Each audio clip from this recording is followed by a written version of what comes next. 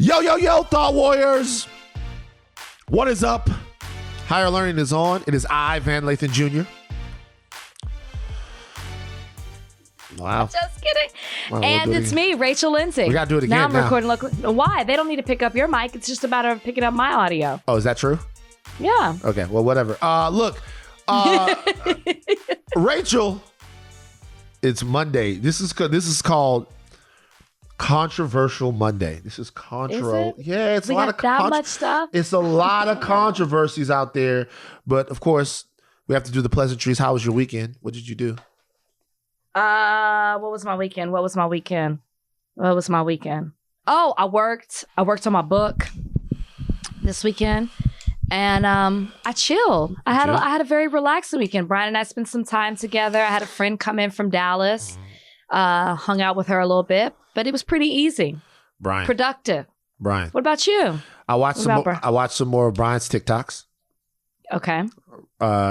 Brian's getting really good at TikTok. He's doing his thing, right? He's getting really good at TikToks. I'm starting to really enjoy the TikToks that are coming from Brian. I chilled out a little bit here, a little bit in Malibu. Oh, fancy. Bozeman got to run around a little bit. Bozeman, the dog, okay? Bozeman is, becoming more aggressive in what it is he wants. He's obsessed with the ball to the point to where You better not have been at Bill's house. I was hanging out with Bozeman. I was hanging out with Bozeman. That's all I'm saying. Noted. It's hanging out with Bozeman. is what I'm saying. Hanging out with Bozeman. Look, we have so much to get through that I know people normally like it when. Do we? We have a lot to get through. So we're gonna start off with a fundamental difference that Rachel and I have that ended up not being a fundamental difference. Okay. So we're gonna jump right into this. Nick Bosa, I'm not sure if you guys know who he is. He is the problematic defensive player for the 49ers. Now, Nick Bosa is good at defense. He's also good at being on the fringes of racist and Trumpian behavior. Nick Bosa has had fringe. He's in it. So he's in it. You're just going right at Nick Bosa. He's in it. You're like an offensive tackle. You're taking Nick Bosa right on. Like Nick. That's right. Okay, fine then. How would you describe Nick Bosa? Let's go through some of Nick Bosa's past problematic stuff right now. Let's go through some of it because at first it was that Nick Bosa was a Trump supporter, which at that particular point made everybody say that, hey, Nick Bosa is racist, but there are also some past tweets by Nick Bosa, some tweets that Nick Bosa has liked. A lot of people look at Nick Bosa and they say, hey, this guy is not a friend of progress here in America. He is one of the ultra-conservative, hyper-right-wing people that you might find in a group like the 3%ers or something like that. Is that fair to say that that's a lot of people's opinion of Nick Bosa? Yes. Okay. Now, Nick Bosa's been seeing a woman named Alexa Berman. Now, she is a TikTok star. Okay. Oh, I didn't know that. Yeah, she's on TikTok. You didn't know this about her? I didn't know she was a TikTok star. TikTok to TikTok to TikTok. And a star. That's my TikTok song. You want to hear it again? No, and I think people are tired of the songs. No. TikTok to TikTok to TikTok, tock, tock, ticking a tick. So she's on TikTok. She's on TikTok. Donnie, make a note to edit that part out. Don't edit that out. People like this Donnie, shit. Mark that.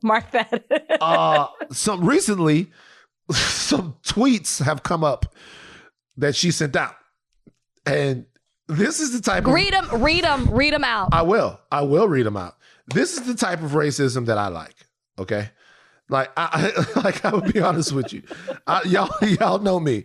I don't like, I was singing along with Snoop Dogg racism. That's boring, okay? That's boring racism. The type of racism I like is hard ER racism because it's funny to me. Nick Bosa's Instagram model GIF deletes Twitter after old problematic N-word tweets were resurfaced.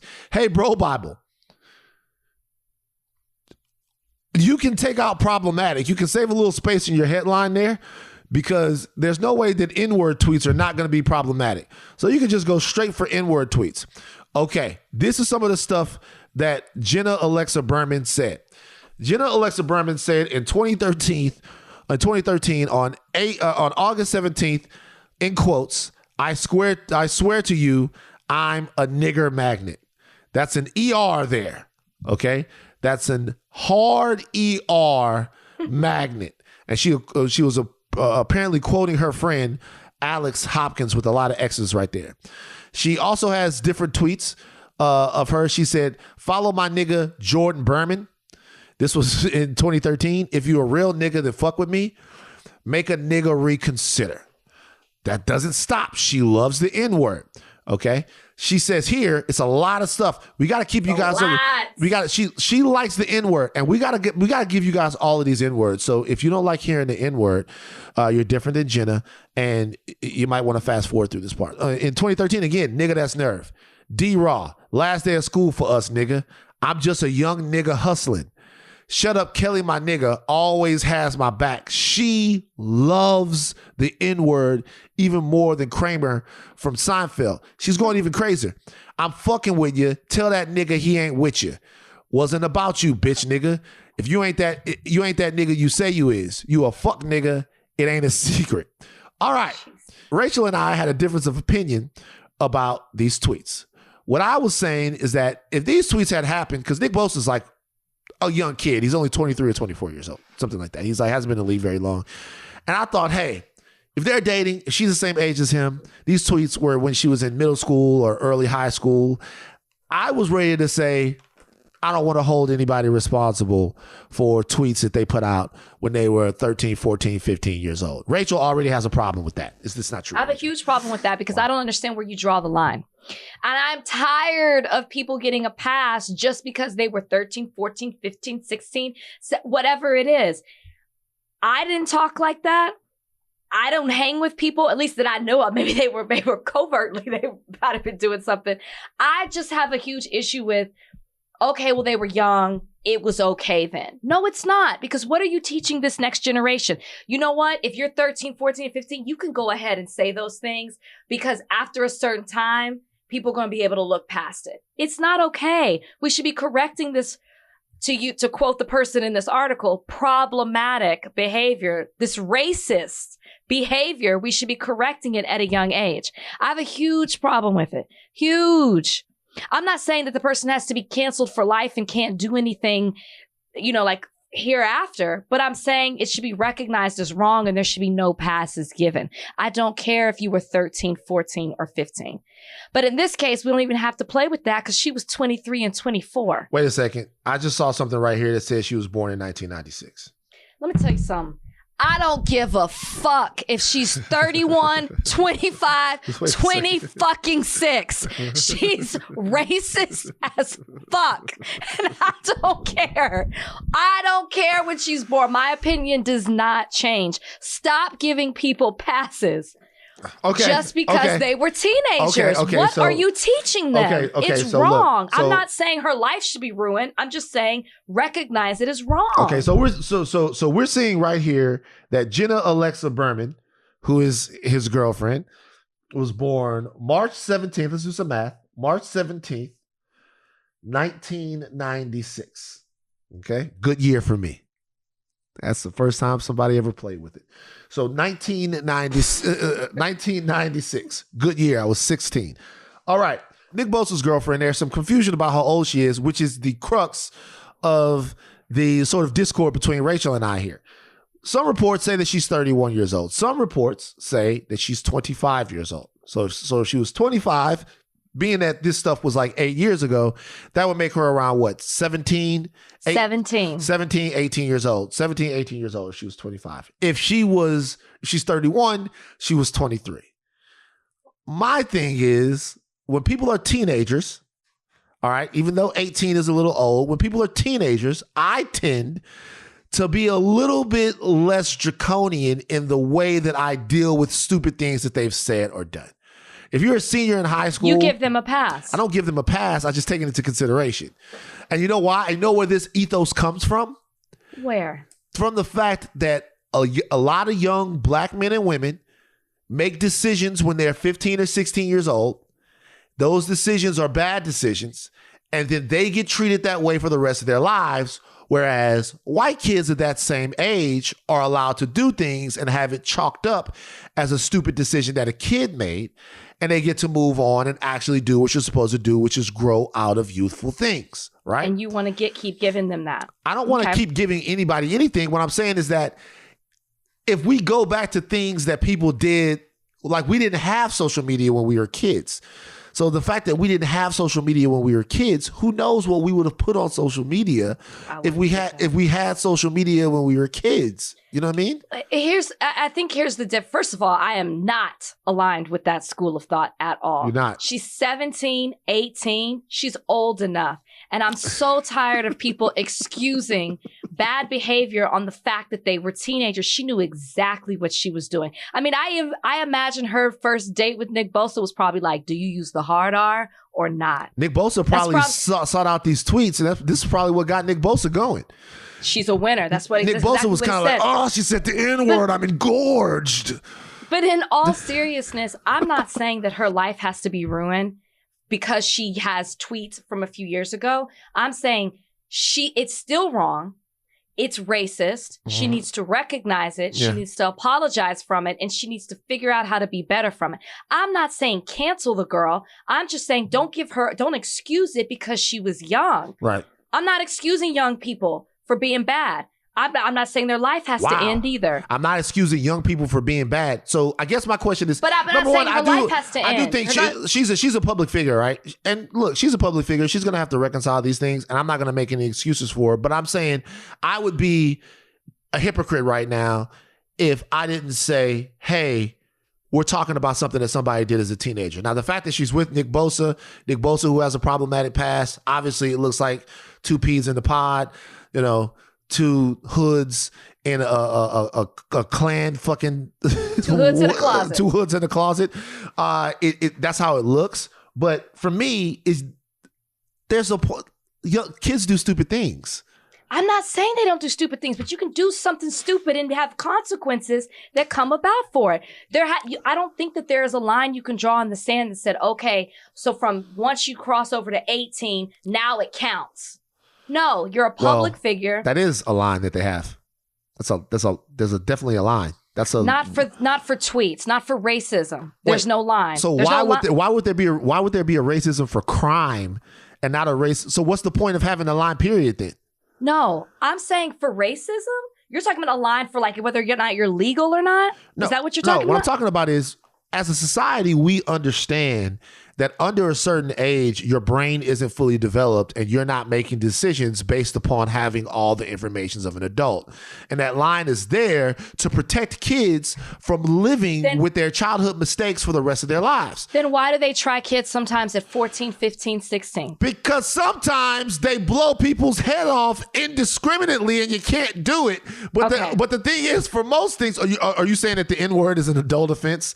That every time the N-word comes up, I'm saying you're tried as an adult? I'm the one who's not giving kids, and to go towards your point about her being a public figure because she's a TikTok star. TikTok. I even more so, she should want to be on the right side of this.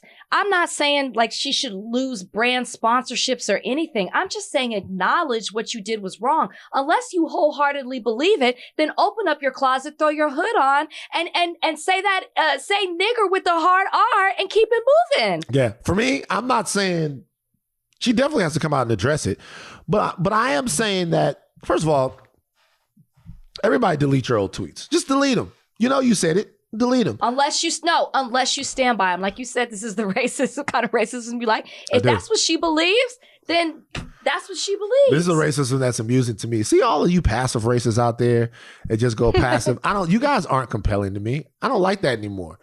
You know, the racism that you double down on your shit, that's the shit that gets me up. That's the shit that I like. You know what I mean? I like that old fashioned. That old give it to me old fashioned. You know what I mean? Don't say, what are you doing? Can you see my TV? Yes, I can. Who is that? Started talking about racism. Who is that? Oh, it's Chris Harrison. Oh, Chris came to play. I love you, Chris. Oh, Soup Kitchen. What is he doing? What's he hosting? That's Who Wants to Be a Millionaire. Syndicated. Soup Kitchen is hosting Who Wants to Be a Millionaire? He used to host it. Yeah. Oh, I never knew that. Oh no, now I messed up my camera. Yeah, you fucked it up. Yeah. So look, give her the. Give her the whole. Throw the book at her. I don't care. I'm just saying. Whenever somebody digs up old tweets, and the person was a kid, they dug up old tweets about Patrick Mahomes saying that something about Trayvon Martin or something like that. Like I can't remember what it was. Say? Oh my God! What did he say? He said something. Patrick Mahomes said something problematic, but he was literally like 13 or 14 years old when it was said. I'm like, do we really want to jump into a rabbit hole of what Patrick Mahomes thought about the world when he was in the 9th or 10th grade? Is that like a thing? So it's like it's a weird thing. But look, Nick Bosa, you got an issue. Now there's gonna have to be an apology. Come out and say that, or maybe she'll stick by it. You never know. Rachel's trying to fix her camera. You mess it up by moving it over to see Soup Kitchen. Yeah, trying to make a funny joke. So what would you like to see happen to her? What's your thing? I just want her to be accountable for what it is that she's done. That's all I'm asking for. Just acknowledge what you did. Acknowledge it. Acknowledge that it's wrong. Acknowledge that you don't, because I'm telling you, the way I feel right now, that's who she is, and that's what she believes. Until I see you go against those statements, that's who you are. You like to throw around the N-word in casual conversation, and not even casual conversation in public. That's who you are until you show me anything different. She should want to say something. So let me ask you a question here. Do you believe in trying people as juveniles? Or do you think that whenever you commit a crime, whenever you do anything, you should be treated exactly as an adult? Ooh. I mean, if I have to give like a hard answer, I definitely do not believe trying people as juveniles. Wait, what? Like as adults? No. As adults. No, what I'm saying, do you believe that if you do something at 13 or 14 years old, that you should be tried as a juvenile or as an adult? Oh, yes. That's what, sorry. I mean, as a juvenile, yes. I meant don't try juvenile as adults is what I meant to say. Right. So where does that line get drawn? So why is it that way in this situation, in a situation involving the law, but it's not in that situation? You're making me give a black or white answer. I think that sometimes it is circumstantial, and I think that there's certain instances where there is a reason why they move towards trying them as an adult, but you're having me give a yes or a no. So if I'm just going to give a blanket answer, I'm not going to be on the side of 13 and 14-year-olds and 12-year-olds we've seen at times get tried as an adult. I'm not going to say that. Okay. Kyle Rittenhouse, adult. Adult. Adult. Kyle Rittenhouse knew what he was doing. And he did it. Now I get it. I understand what you're saying. And also, once again, murder is something different. Murder is something totally different. Let's take a break. All right. So there are reports that former President Barack Obama is hosting his 60th birthday bash. It's going to be himself and hundreds of guests on Martha's Vineyard this coming weekend. This is, of course, amid heightened public health concerns, both there and across the nation, about the variant, the Delta variant of COVID.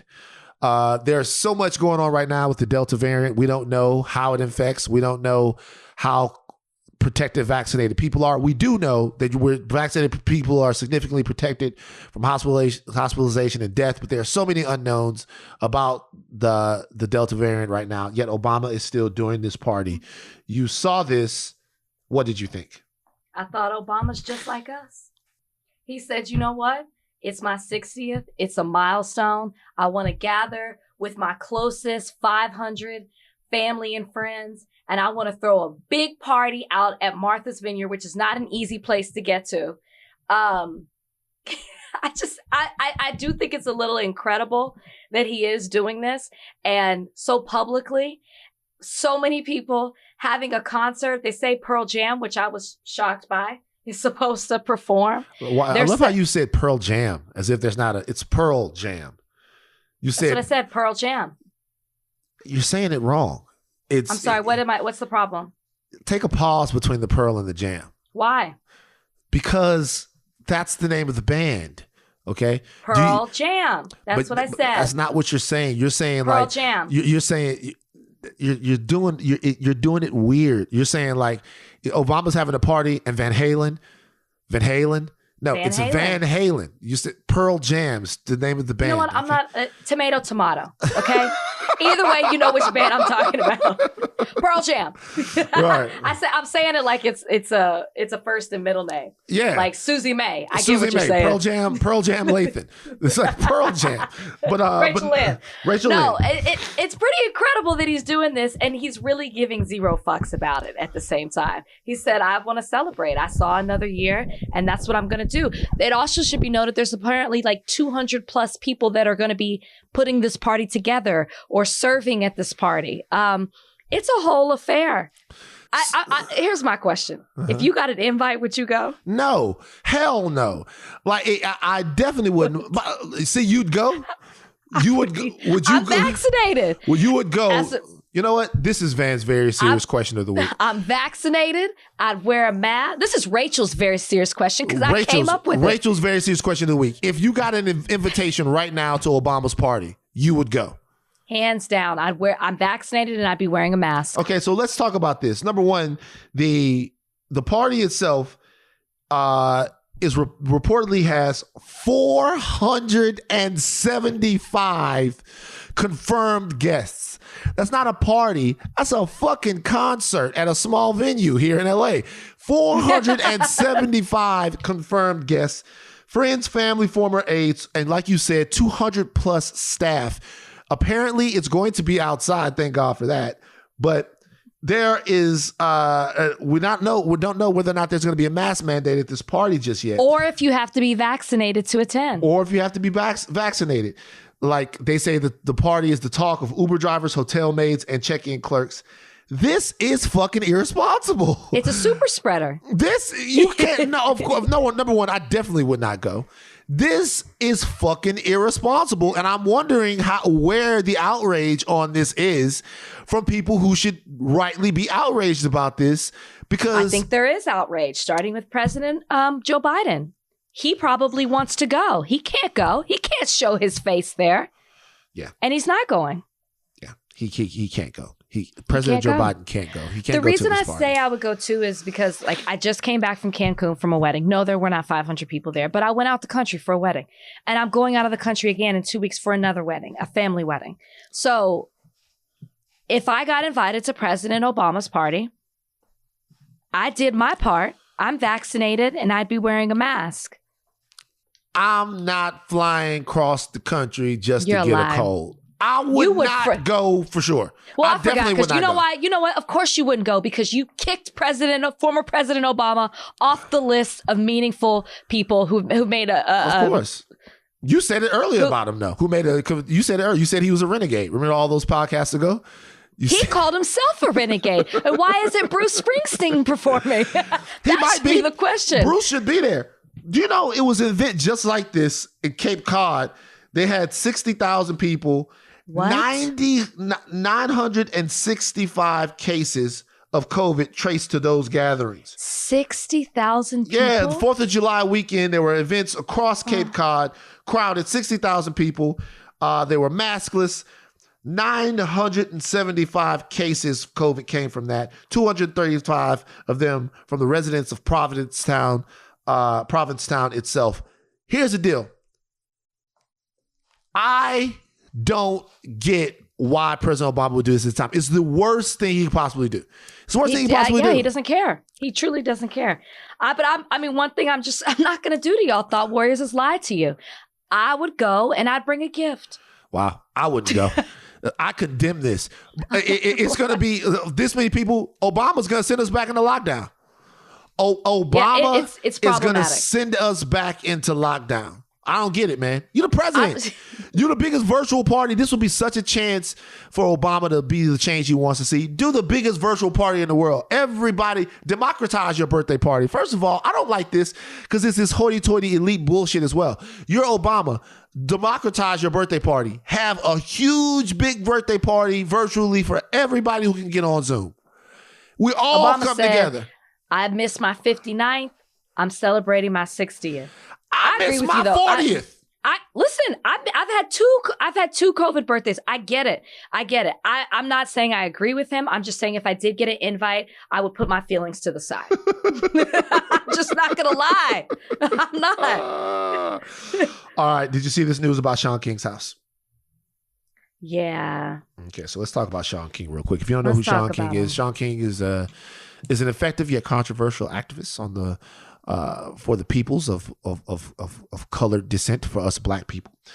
Shaun King has been criticized by a lot of people in the past about some of his fundraising ethics and tactics. A lot of people say that Shaun King is a grifter. A lot of people say that Shaun King is a tireless worker for the black community who is unfairly targeted by white supremacists and people on the far right. There was a article that came out in the New York Post, which seems very, very, very, very interested in the personal lives of people who are in the movement for Black lives. It seems as if they like to really report on what these people are doing with their finances. Remember, it was also the New York Post that ran the story about Patrisse Cullors and her homes that she had. Now they're doing a story about Shaun King and a home that he has.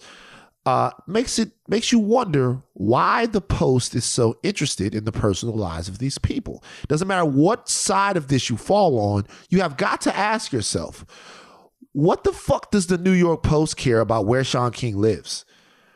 And knowing that Shaun King is the target of some of the things that he's the target of, no matter what you think about Shaun King, why on God's green earth would the New York Post print a picture of his home? Interesting. All right. Has Shaun King said anything? I haven't seen it. So apparently earlier this year, they moved from an apartment in New York to a place in New Jersey with a lakefront backyard and a gourmet kitchen. The place is surrounded by big trees or whatever. It was purchased by his wife in last year. The home is worth $842,000. Now, if you're living in LA, you're thinking, Jesus Christ, what a dump. But in other places, you can actually get a lot of house for $842,000. People are saying that this is proof that Shaun King is, in fact, a grifter. Rachel, what do you say? So I agree with you about the New York Post thing. I believe they're the same people who first reported about Patrisse Cullors as well. So here's the thing. You have to draw the line somewhere, whether you are on the side, you are pro Shaun King or you are against Shaun King, or you fall somewhere in the middle. The fact that you're publicizing where he lives when you know he has been threatened, he is hated on, people want to take him down is so irresponsible that the people who put this out there should truly be held responsible for what they're doing, because they're putting his well-being and his families. He's got children. He has got a wife. They're putting them all at risk by posting a picture. It's not hard to find where someone lives. But I also think that this is extremely dramatic. He bought a home, one home. Okay? Not even $1 million. We need to calm down. This isn't a Patrisse Cullors. This isn't somebody who is taking money and investing it and getting multiple multi-million-dollar homes. This is not the same thing. This is a home that he is buying for his family. And I don't understand what people want from Shaun King in this instance. Are you saying that you have to struggle? Are you saying that you can only afford a certain amount to live a certain way if you dedicate your life to the cause? I have no problem with Shaun King buying a house. I don't care that the house is 6 figures. I have no problems with it at all. And I do think that this plays into the narrative of us being against him, of us, questioning the things that he does. Again, whatever side you stand on with him, I have heard good things and I've heard bad things, but I think that this is an exaggeration and New York Post needs to chill out. So here's the thing. I'm not going to vouch for Shaun or speak up on behalf of Shaun. I've raised money with Shaun before the money got to where it was going, but all of the stuff that other people are talking about, I wasn't there. I have no clue. Right. But I will tell you this. Just stop taking your cues from white supremacy. Let's just not do that, right? So New York Post is owned by Rupert Murdoch and his company. The New York Post is traditionally a very conservative, a very gotcha type paper that would do something like this. The reality is that if you are bothered about the finances of some of these people and where they're coming from. That's fine. You can be bothered about the finances of the people in the church. Everybody who, if you're in the congregation, you have a right to know where the church is getting their money from and how much of the church money is going to the building fund and how much is going to the pastor's Cadillac. If you are in the congregation, you have a right to know that about the pastors of the church. The situation is here is when people raise money and when people raise their profiles, even more than money, around certain issues, then what they do is they make all black people. Rachel just took a bite of a Twizzler like she was pissed at that bitch. Rachel just put the Twizzler in her mouth and just yanked that hoe like, fuck you, Twizzler. That was funny. If you are like a Shaun King or a Patrice, then essentially all of Black America becomes your congregation. All of Black America becomes people who go, hey, you're raising money on behalf of a cause that is supposed to be about me. I would like to know where this money is actually going and who's actually getting it and what you're really doing with it. So I have a problem with people asking those questions. What I do have a problem with is people taking something from a source like the Post and then running with it and using it against people like Patrice and Shaun. If we can't see that playbook coming now, then we don't deserve to really see the playbook. It's Patrice, Shaun, and they're going to find somebody next. It's going to be like, hey, all of these people are illicit. And then you have white supremacy shaping who our heroes are. And we just simply can't have that. So if you want to know about Shaun, if you want Shaun to be more transparent, do the same shit that you do to Shaun all the time. Call him all the names, do all the stuff, whatever you got to do. The people who really care, do whatever you have to do to kind of get whatever you need from Shaun King. But also, pay attention to who's asking the questions about people like Shaun and people like Patrice. Pay attention, because that matters. All right, let's take a break. Oh, Matt Damon. Matt Damon's learning lessons. I couldn't be more happy for him. So, yeah, I could be more happy. I'm happy for Matt Damon. Nice. I'm happy when people get better. People get better. They get better, Rachel. They get better. They get better. So, Matt Damon has a new movie coming out, and so he has to promote this movie. So he's got to do some interviews. That's what you do. You're Matt Damon. You're Jason Bourne. All right? You're Ripley, Tom Ripley. You're all of these people. You're Matt Damon. You've been doing this for a while. It's Damon. So he talked about the fact that he just recently stopped using the F word. The F word for gay people. He said there was some time ago sitting down talking to his daughter, and he said a line from his movie Stuck on You. And the line had the F word in it. And Matt Damon's daughter was so outraged that she went to her room and wrote something and gave it to him. And since then, he has officially retired the slur known as the F word. This came out, and people were super pissed off at Matt Damon, saying, how could this damn near 50, maybe over 50-year-old man not know that it was time to get rid of the F word way before this? Do you have a problem with this admission by Matt Damon? Well, first of all, I just want to say it wasn't some time ago. It was a couple of months. Yeah, okay? A couple of months ago. So it's why people are upset. Yeah. It was basically yesterday. Okay? Well, he said it was like 6 months ago or something. It was yesterday. It was this year, 2021. So do I have a problem with the admission? I more so have a problem with the audacity to admit it. I don't know what question you could have been asked that made you want to share that story. I'm a person who sits in junkets and interviews people all day, every day. I cannot imagine what a reporter could have asked you that made you say, you know what, I got a story to tell you. I'm sure the reporter didn't mention the F word. So it wasn't a speaking of the F word. Maybe they asked about the movie. I don't know. Maybe they asked about his kids. But the fact that you had the audacity, as if you can be completely oblivious to the reaction that you would get from the world, or the fact that you just don't care. Because as Van said, you're Matt Damon. I don't know. I don't know what kind of privileged bubble you live in or what privileged cloud you sit on that you could share that story and not think that there would be any kind of backlash from it. And how are we also supposed to believe that you just now realized the F word was a bad word to say? It's 2021. Well, Matt did release a statement. I haven't heard the statement, but so this is the changed my mind. This is the statement. He talked about what happened with him and his daughter, but the last part of the statement to me is the most important part. He says, I've never called anyone blank in my personal life, and this conversation with my daughter was not a personal awakening. I do not use slurs of any kind. I have learned that eradicating prejudice requires active movement towards justice rather than finding passive comfort in imagining myself one of the good guys. And given that open hostility against the LGBTQ community is still not uncommon, I understand why my statement led many to assume the worst. To be as clear as I can be, I stand with the LGBTQ plus community. That's from Matt Damon. Rach, your thoughts? That statement contradicts his original admission.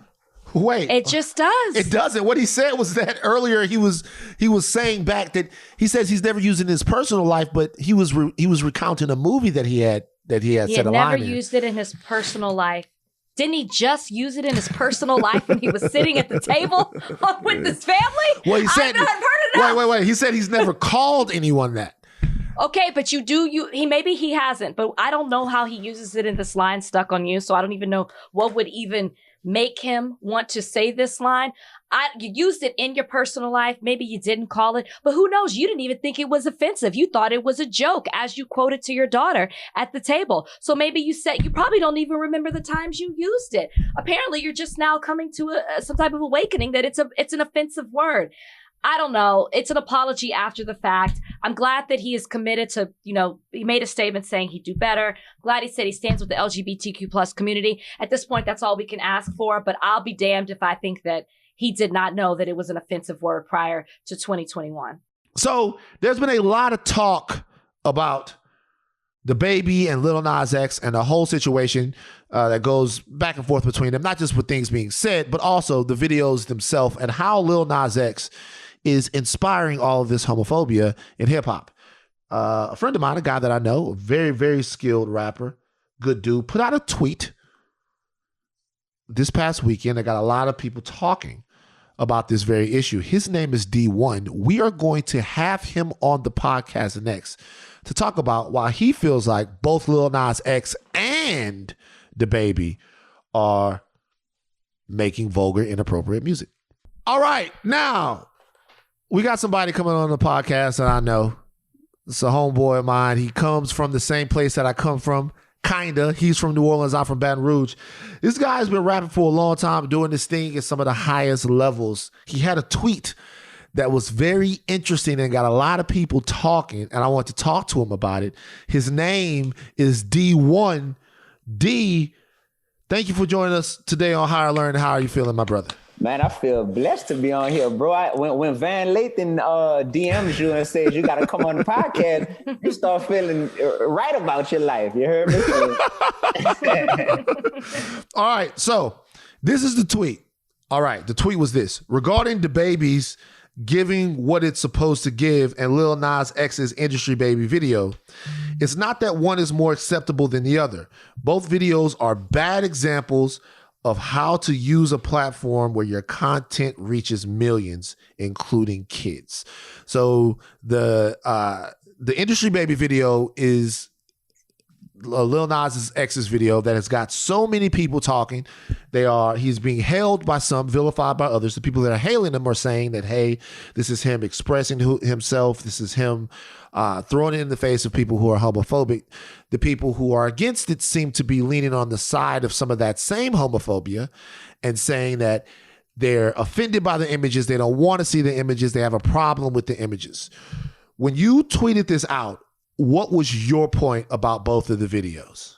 So I'm stepping onto the scene. When Dee-1 tweets or when Dee-1 expresses himself, people have to understand that I'm stepping onto the scene as a man who views himself as a soldier in God's army. So I'm seeking to do God's will with my platform and with my time here on earth more than anything else. I'm also stepping onto these platforms as an educator turned rapper. Like I was a middle school teacher in Van's hometown of Baton Rouge before becoming Dee-1, the worldwide known hip hop artist. So I'm coming into it from that scope. And when I make this tweet, it's because whether you are gay, whether you are straight, whether you're black, white, male, or female, I'm looking at what is a responsible way to use your platform overall. So regardless of your sexual orientation or regardless of where you're from or what you've been through, when I see two music videos, one to where there are a bunch of naked men in jail cells who literally have no clothes on and they just are blurred out. I'm like, all right, pause right there.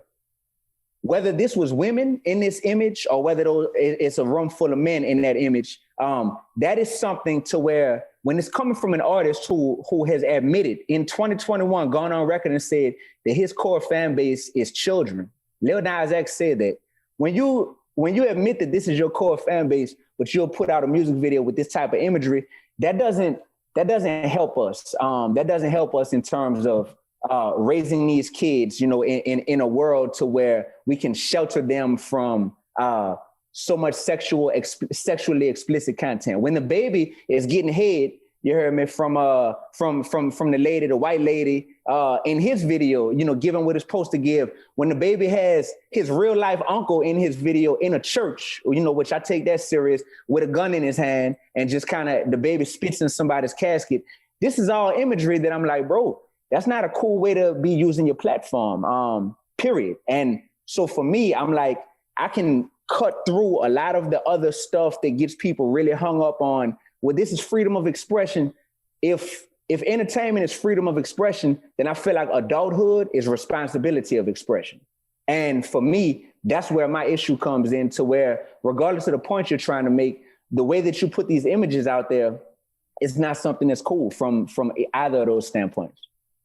I think, Dee-1, I think what people had who didn't agree with your tweet, or what they had found a problem with it, is that it seemed like you were equating what the Lil Nas X does or did compared to what DaBaby did. And they're not just taking it from the music video, taking it from what he said on stage and what he said on the internet afterwards, and then what he did in this video. Right. And are you saying that's a great point? That's an amazing point, Rachel. Somebody who I actually did go back and forth with a little bit in my Instagram comments, they kind of came at it from that angle.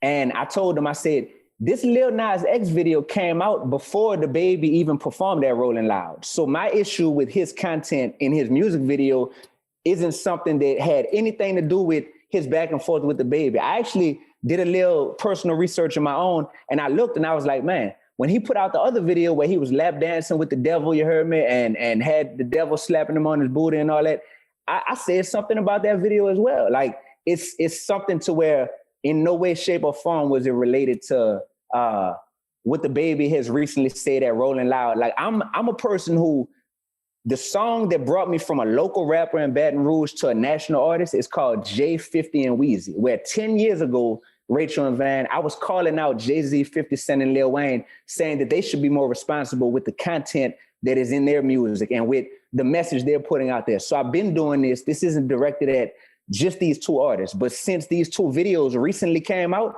and came across my timeline, I was like, dang, I'm seeing their names in the media a lot. And it's not that this video or this video is more acceptable in my eyes. I feel like we can't support a cause, but then hate the effect that it causes. So are we okay with this this type of imagery being put out there sometimes and not other times? That's like saying, are we okay with sometimes listening, and I'm guilty of it as well. Are we okay with sometimes listening to music to where gun violence is glorified and knocking your head off your shoulders, or selling dope because this artist made it sound more classy, maybe more upper echelon drug rap or murder talk, versus, oh, well, this dude, he just a little hood ratchet dude out of South BR. So, we don't like it when it comes from him. I'm at a point in my adulthood to where I'm like, yo, we really got to call all of it out if we truly have a problem with it. Well, the answer to your question is, yeah, we are okay with it sometimes, because, I'm being from Baton Rouge, the music I was raised on, concentration camp, Boosie, even shout out MC Nero, even some of the stuff y'all were making down there. Jay Electronica got a bar when he says, get the gat was a popular phrase. You know what I mean? Like, that's what we were listening to. Get the gat. And that song still goes hard in my head. It feels like to me, I'll be honest with you, that these conversations only come up after a Lil Nas X makes a video. Because all of the rest, the WAP video came out, WAP came out, people were into it, whatever. The only people that seemed to have a problem with that was the super right. Every single day, rappers are making rap songs. And a lot of the rap songs that we're talking about, a lot of things that are being celebrated in the rap songs aren't of God. Like we've normalized a lot of the rap that we even listen to, even some of the drug and alcohol use, a lot of that stuff, right? It's not no one cares about that. We be calling out people every single day. It seems like we call it out because Lil Nas X is dancing with guys naked in a video, and that seems to get a more visceral response from people. To then we go, okay, well, let's have a conversation about everything because he's doing it now. Did you have a problem with the WAP video when it came out? Yes, indeed, my brother. Yes, indeed, bro. I'm on record I'm on Sway in the Morning. You heard me doing a cypher with some of the dopest MCs from around the country, and I'm calling Nicki Minaj out. This is when she put out the Anaconda video, even a few years back, and I'm calling her out saying I don't think young ladies should look up to her, and you know why?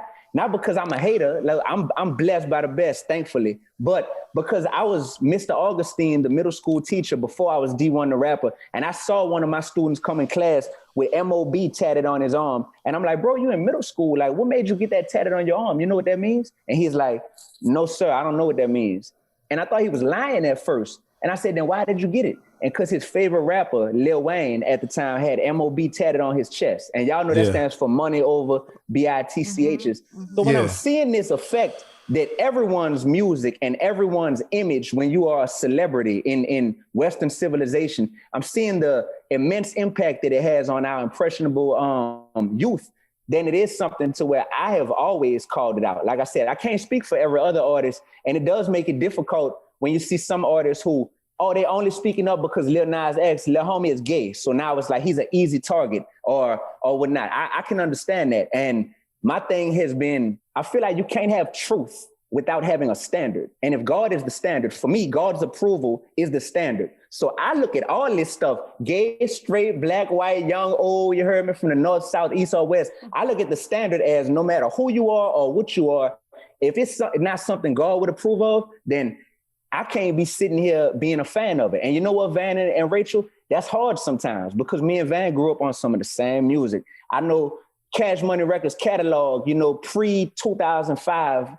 like the back of my hand, because I grew up on it. So when we develop a taste for something that as adults, we all admit is poisonous for us, it's not ever positive for us to talk about killing ourselves or us to expose young kids to butt naked men in a jail cell, butt naked women in a WAP video, whatever. It's all not cool. But when we've developed a taste for it, it is very tough to figure out, well, are we just too far in, man? Like, are we, my man Van, like I rock with Van to the fullest.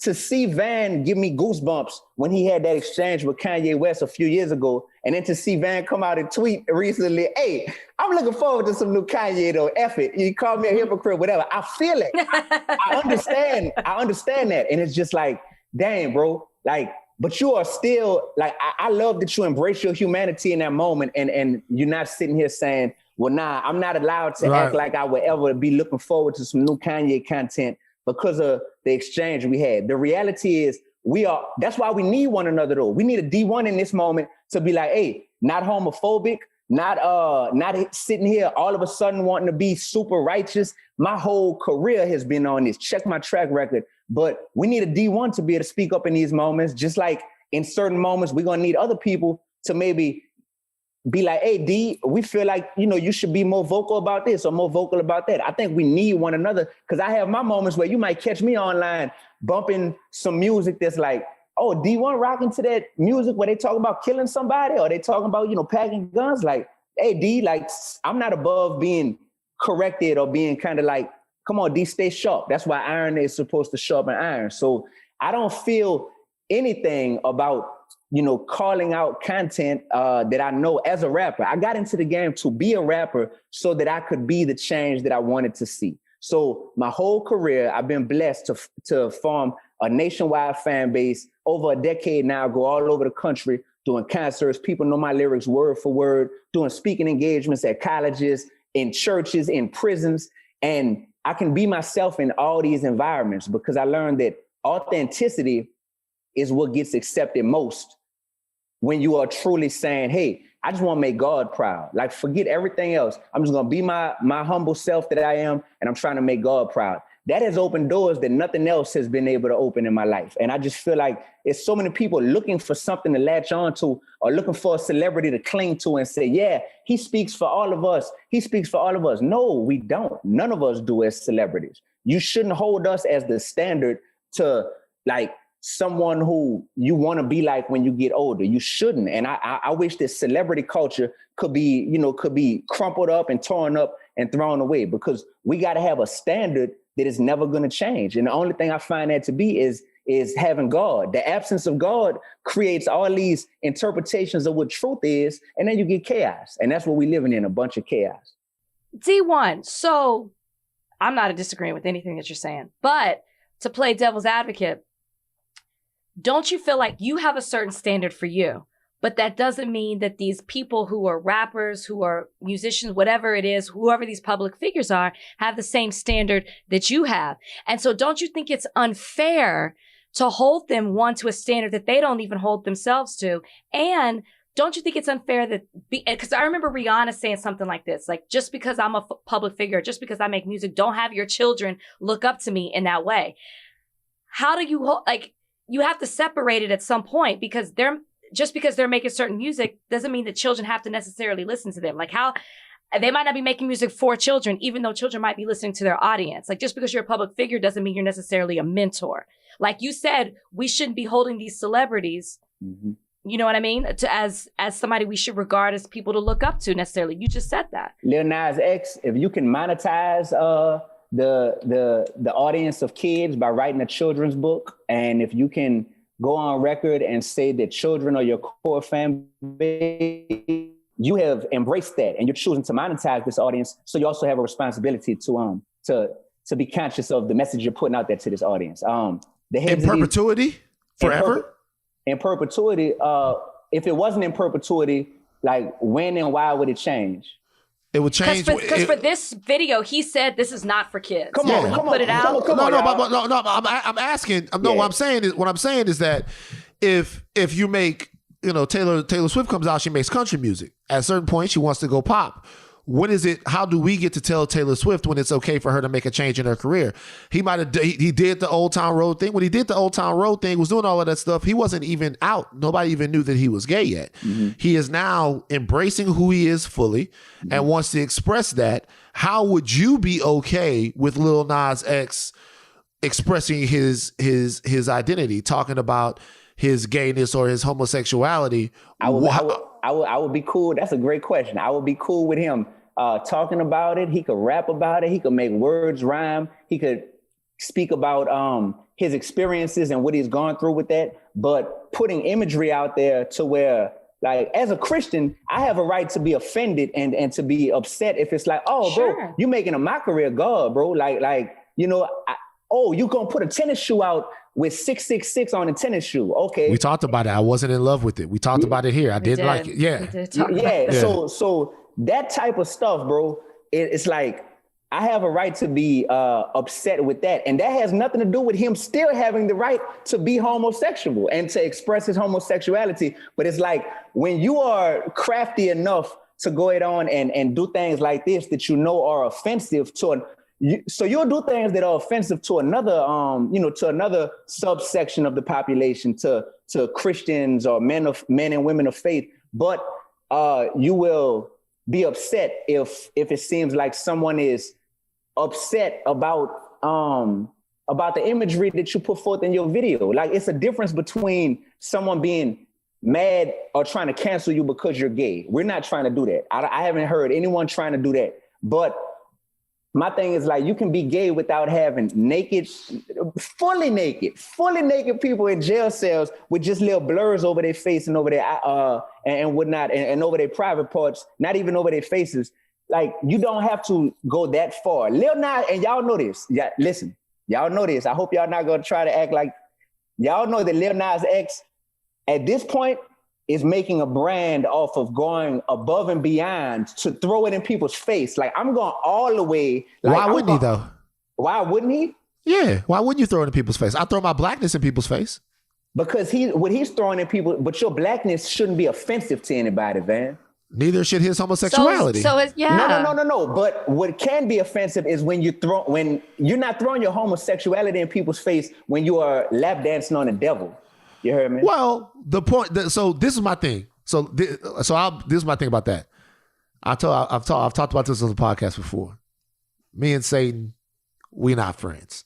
Okay, I don't fuck with him. So if you got Satan in the videos not for me. It's okay. Make your videos, do your whole thing. Me and Satan, that kind of dark energy. Van's a little bit too much of a Louisiana boy for that.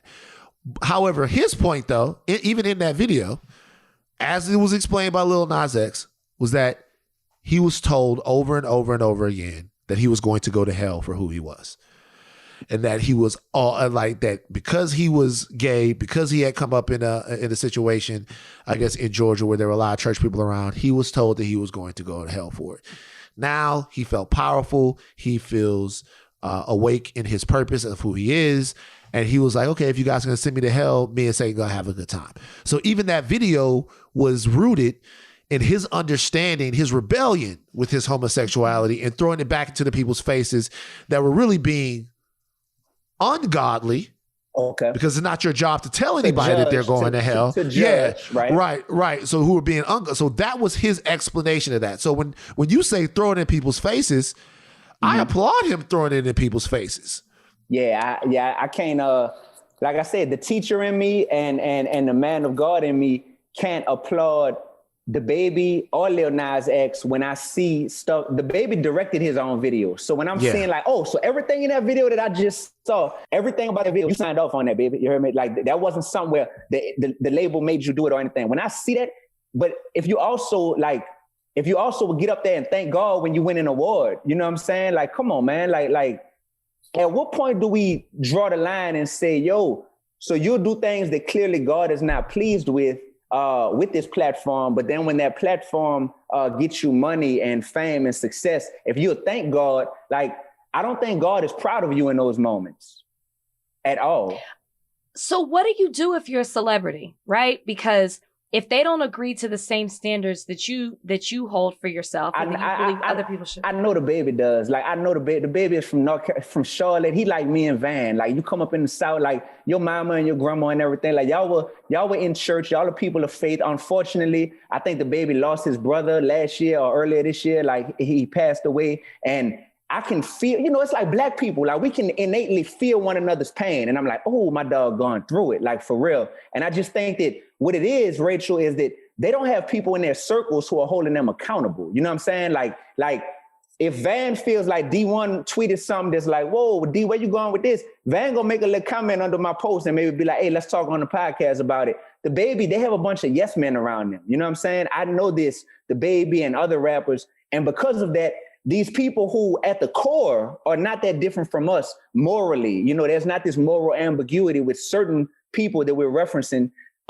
Just because we might be at the core similar, they live in this world every day full of just, whatever you say is right.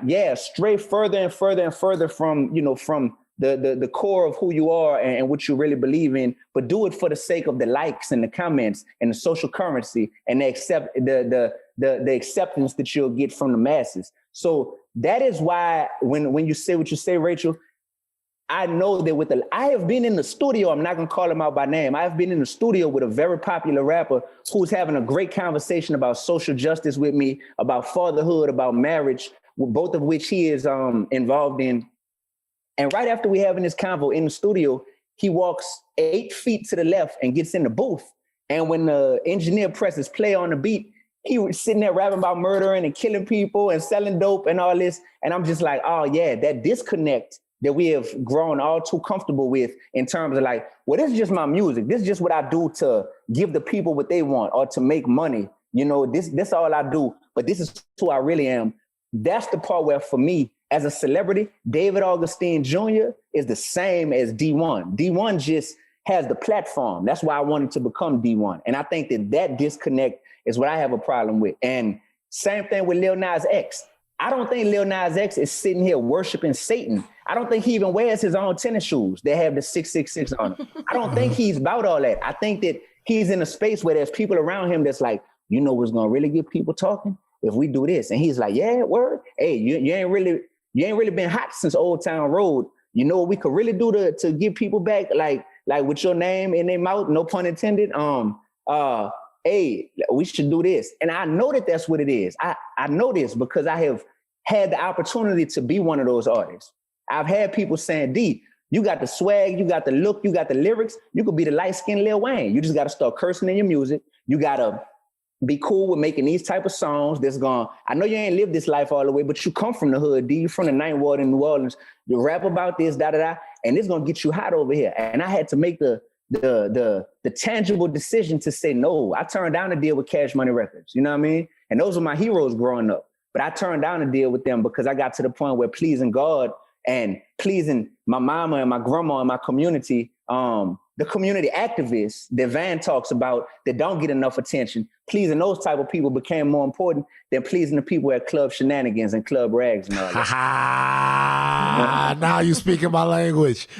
Shenanigans and rags. You feel what I'm saying? I got in a massive fight in Club Shenanigans. You shouldn't have been up in there. That's like, you know what goes on in Shenanigans? I shouldn't have been Shenanigans. In there. And when I got in that fight, and when this dude was high, rolling off them pills, off them jiggers, and this dude came across the dance floor and punched me in my nose, right? And in the middle of the dance floor, dazed me. And next thing I know, we go into the mix, and we start swinging. Like in that moment, I had to ask myself, it was that, and it was my best friend getting killed back in New Orleans shortly after, that made me be like, what am I even doing in certain places if I'm not trying to change the game? If I'm not trying to change the environment, why am I even in these environments? And I started to move different. You know what I'm saying? And I don't know. That's just, Did you just tell me, rest in peace to your homeboy, but did you just tell me that a nigga beat the Jesus into you in Shenanigans? Is that what you just told us? Did you just tell the whole world? Breaking news. Dee-1 says that a brother beat the Jesus into him in Shenanigans, man, doing the Lord's work. The Lord works in mysterious ways. He does work in mysterious ways, bro. Yeah, like, I mean, in so many words, bro.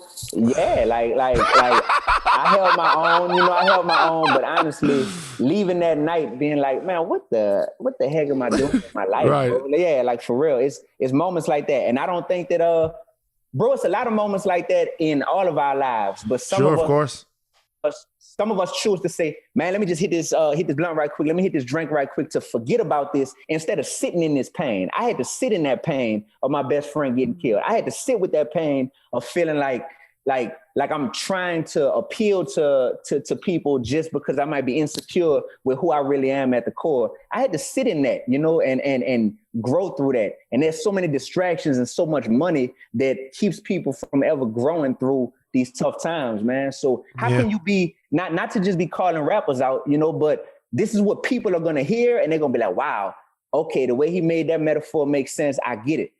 If you Lil Durk, and I never met Durk personally, but shout out to Durk as a person, because I would love to have a great convo with him. But if your brother just got killed, I know that hurt you, bro. I know that hurt you to the core. How can you feel like at peace getting on stage right after this and going back to spitting lyrics that's just talking about murking cats and killing people and da-da-da-da? Like how, bro? Like how, bro? Make it make sense for me, please. You'd have to talk to Dirk. You'd have to talk to Dirk. You'd have to talk to Dirk. I know. I can't answer for Lil Durk. I don't know. I can't answer for him. It's a great question. Yeah, I got you. Yo, I don't know. I mean, that's why. So for everybody watching this, who might be like, "Dang, this dude really passionate," or this dude seems, really firm in his convictions.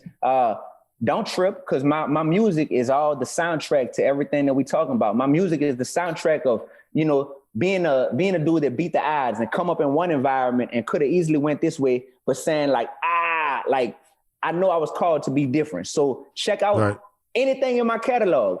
People Don't Want That Real, J50 and Weezy, my album God and Girls. Like everything I do is revolved around telling my story from the lens of, hey, just because you could do something doesn't mean that you should do it. And that, that's what my platform is built on. Gotta respect it. Dee-1, thank you for joining us today on Higher Learning. If you were still in LA, I'll tell you to go out and get something to eat. But I'm gonna be in Atlanta in a couple of weeks. We'll do it then. You good? Man, let's do it. I would love that. And yeah, because I won't be in LA until top of September. So whichever one happens first, bro, hit my line if you out here. I would love to sit down with you, bro. Of course. All right, my brother. Appreciate your perspective. Appreciate so your time, nice to meet you. Yes. I appreciate y'all for the platform and keep doing what y'all do. Cause honestly, y'all keep us sharp. You know, y'all keep us sharp. Whether we agree or disagree on everything, word up, of course. It's less important than the fact that like, yo, y'all are keeping these important convos going. And I know y'all come from a place of love. Like Van ain't hungry for no fame. You know what I mean? Like Rachel, y'all not hungry for just being famous. It's like, now we're really trying to say something. So thank you. No problem, brother. Thank you. All right, man. Appreciate you. Peace. Take care. All right. It's time for Van's very serious question of the week. It's Van's serious question of the week. Yeah. One of the best songs ever. I'm so good at making up songs. It's really disgusting how talented I am musically. Maybe that'll just be something I'll get into. You know, when my podcasting days are long behind me, I'll be one of the best jingle writers in this entire industry. Okay. All right. Jamie Foxx. So this is my question for you. Yes. One day, I'm assuming that you want to have kids. Yes. Okay. So this Van's very serious question is not like a crazy hypothetical. It is about an argument that I had with a loved one of mine. So there's these kids that live in the building that I live in. Okay. They're very young. Mm-hmm. This is sort of kind of a decent place to live. So this is not your out of college rent place. Okay. This is kind it's a nice place to live. Okay. It's a nice building. Yeah. It's a nice place to live. But these kids who live here, they're literally kids. Okay. I'd say maybe like 19 or 20 years old. Okay. They're influencers. No, they're not. Oh, okay. One of them has a really wealthy parent. Oh. All right. So here is the situation. When it comes to kids, if you're rich, do you want to A, give your kids everything and every single advantage possible? Or do you B, hold back from them and make them go out and earn everything just the way that you did? I had a very long conversation with a person very close to me, in which I told them, I said, to me personally, I think sometimes us as Black people, we're addicted to the struggle narrative. You got to struggle. You got to do all this. You got to do all that. When really what you should be trying to do is take those things away and give all types of advantages so that kids have a leg up in the world. So for you, for your children, spoil them or struggle them? Spoil or struggle? There's obviously an answer in between here. No, there's not. There's not an answer in between. Because I feel like I grew up in between. Right? Somewhere in between this. I was not given everything. And at the same time, I was given some things. I think that you have to learn the value of $1 and you have to understand it.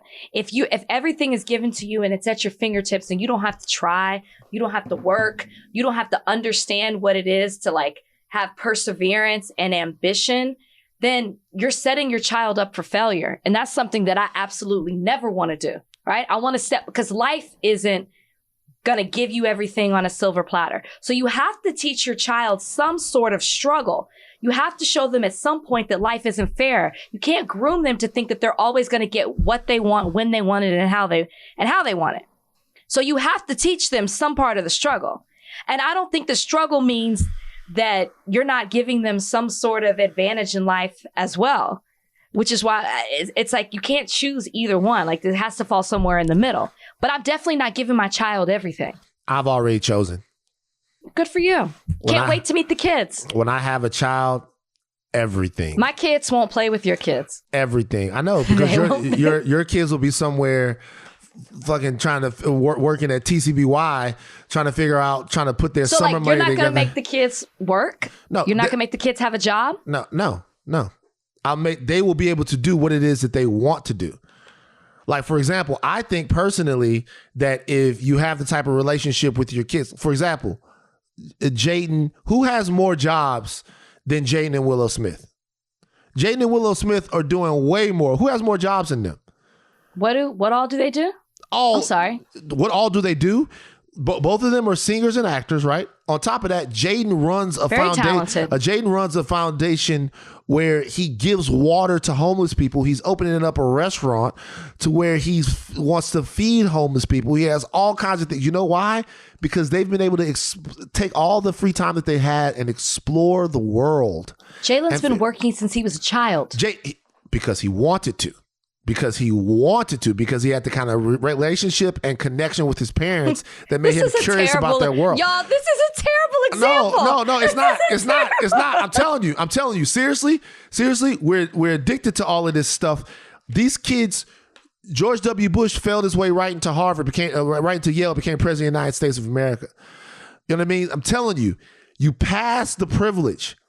You pass the privilege. So you won't teach your children they got to work twice as hard for half as much. Why would they have to? Why would they have to work? That's a thing of the past. Why would they? They won't have to work twice as hard for half as much because they'll be my children.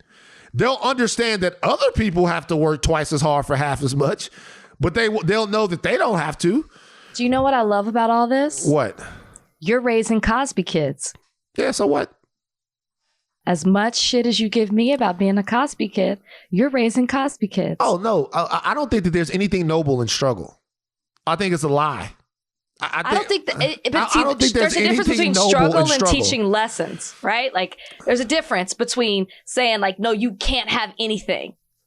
No, but there's teaching someone the value of something, what it takes to get there, right? I didn't grow up struggling. But my parents were first generation college students. Mm-hmm. I saw my parents talk about what they went through, what they, like my dad being a kid on the farm, waking up at 5 years old, having to do certain things. My mom being the oldest of 7. Like, they tell me stories. They tell me what they went through. To me, that taught me the value and taught me to appreciate what I have and where I come from. Mm-hmm. So I think that there's a balance to it. To me, the value of knowledge is the knowledge itself. Right. Okay. And I think that, so when you're talking to me, it would be stupid for me to have gone through not stupid. I don't want to say stupid, but to me, the way I look at it, and this is the conversation I was having, is that what's the point of making somebody adhere and be enamored with an experience that is at such cross purposes with what their life actually really is? Like, why? I think I wouldn't be going that far. Why squeeze somebody into the tube of, hey, I want you to go out and get a summer job so you understand work? No, you know where I want you to go to the summer? I want you to spend the summer in Tokyo. I want you to spend the summer in Australia. Go abroad. Do stuff that people who don't have to worry about whether or not their light's going to get cut on or off do. I'm not against it. I'm not against that. I'm not against. See, it's like. Also, we gonna stunt on these hoes, man. Okay, and there we go. And you lost me. Yo, pull up, whip up to the school. Yo, that's hey. Is that Van Lathan the third? Is that Trey Lathan? Yeah. Hey, poor kid, go park my shit. You know what I mean? I'm just joking. Shout out. I'll get back. Charitable. We respect people. All of that. But nah, man. Come on. Why are we so addicted to struggle? That's fine. You're gonna be like Offset and Cardi B, giving DaBaby Birkin. No, none of that. Like, but that. No. Stand by it. No. That's different. That's not. DaBaby doesn't want that. DaBaby has no idea. That's for Cardi. See, that's what I'm talking about. That right there, giving DaBaby a Birkin, that's for Cardi B and Offset. You. No, it's not. You. No, it's not. That right there is for Cardi B and Offset. Like that, they're making DaBaby into something. Mm-hmm. DaBaby doesn't know nothing. You're gonna have. You get DaBaby one. Train him young. You know what I mean? Not for me. Not for me. She said, "Where's my Birkin?" That's gonna be your kids. My kids are gonna probably. My son will probably have. Well, not even a Birkin. He'll probably have like a jacked up like Chevy Nova 1979. Woo! You know, he's still like a John Wick mobile. Anyway, that's Van's very serious question of the week. It was a more serious question, not one that really that's going to go crazy on the Twitters because you guys like crazy like scenarios.